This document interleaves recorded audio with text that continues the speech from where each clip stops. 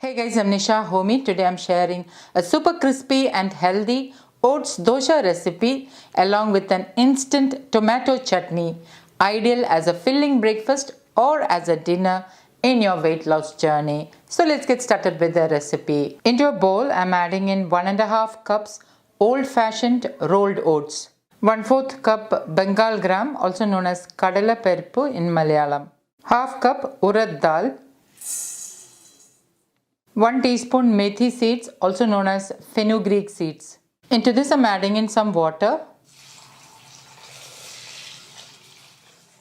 And I'm going to wash and rinse it a couple of times or until the water runs clear. Once rinsed, I'm adding in some more water.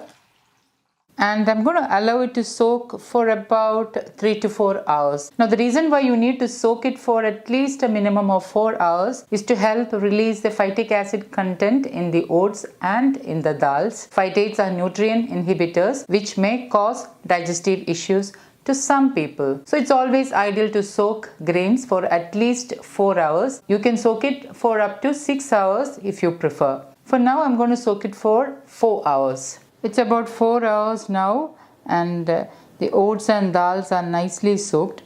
I'm going to rinse it a couple of times and then I'm going to add it into the blender jar. Okay, now I have added the ingredients into my blender jar. Add in 1.5 cups water, 1 teaspoon sea salt or as needed, and I'm going to blend this until it becomes a dosa batter consistency. Pour the blended dosa batter into a bowl or a container.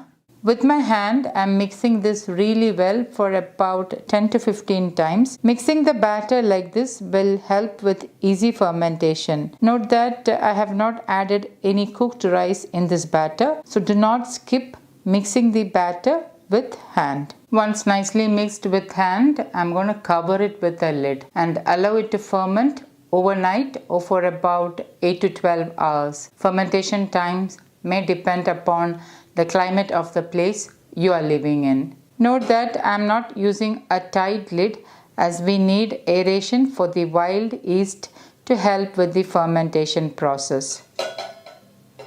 So try not to use a tight lid. So I'm going to ferment this overnight. And the next day morning, you can see that the oats dosa batter is nicely fermented. See how perfectly fermented and airy the dosa batter is. See those bubbles in the batter?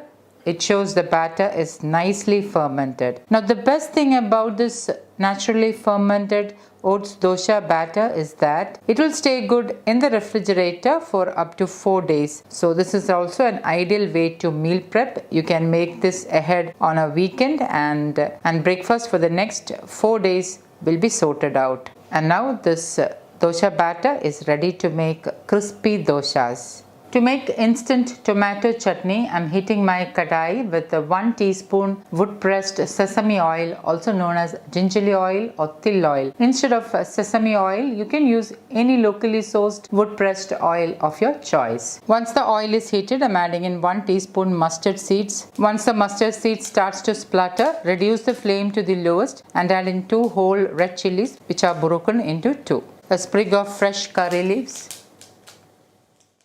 Give it a stir. I have roughly chopped 4 tomatoes and I have slit 2 green chilies halfway through. I'm adding the green chilies and then I'm adding in the chopped tomatoes. Add in sea salt as needed. Give it a stir. Add in a splash of water. Cover and allow the tomatoes to soften and lightly cook on low flame. 2 to 3 minutes later, open the lid, give it a good stir and lightly mash the softened tomatoes with the spatula. Add in 1 tablespoon Kashmiri chili powder. Kashmiri chili powder has less heat and also gives a nice color to the dish. However, if you don't have Kashmiri chili powder, you can use ordinary chili powder, but make sure you reduce the quantity by half as it is more pungent and spicy. 1/4 teaspoon turmeric powder and give this all a good mix. Allow the tomatoes to saute for a couple of minutes so that the raw flavor of the chili powder is diminished. Once the tomatoes are sauteed, for added flavor, I'm adding in half teaspoon organic jaggery powder and give this all a good mix. The jaggery will give a subtle sweetness to the chutney, so it will sort of balance the flavors. However, adding jaggery is entirely optional. And once nicely mixed, turn off the flame and my instant tomato chutney is ready to serve. Let me just show you a close-up of the batter. See how airy the batter is. This means the batter is nicely fermented and perfect to make crispy doshas. No added soda powder or ENO in this naturally fermented oats dosa batter. To make the dosha, I am heating my cast iron tawa, and once the tawa is heated, reduce the flame to the lowest and lightly grease it with wood pressed gingerly oil, also known as sesame oil. Pour in 1 ladleful of the dosha batter and spread it out as thinly as possible into a round circle. Drizzle in 1 teaspoon wood pressed sesame oil. Instead of sesame oil, you can use A2 desi ghee or any wood pressed oil of your choice. Cover and allow the dosha to get cooked and crispy. About a minute later, open the lid. You can see that now itself the dosha is very crispy.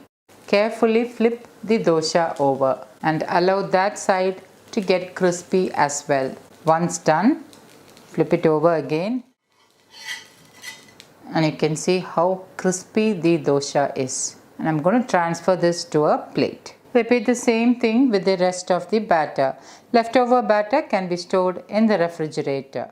Serve the crispy dosha with the instant tomato chutney, and my super healthy crispy oats dosha and instant tomato chutney is ready to serve. So guys, do try this healthy crispy oats dosha and let me know in the comments how it turned out. Thank you for watching, and until next time, take care. Bye bye.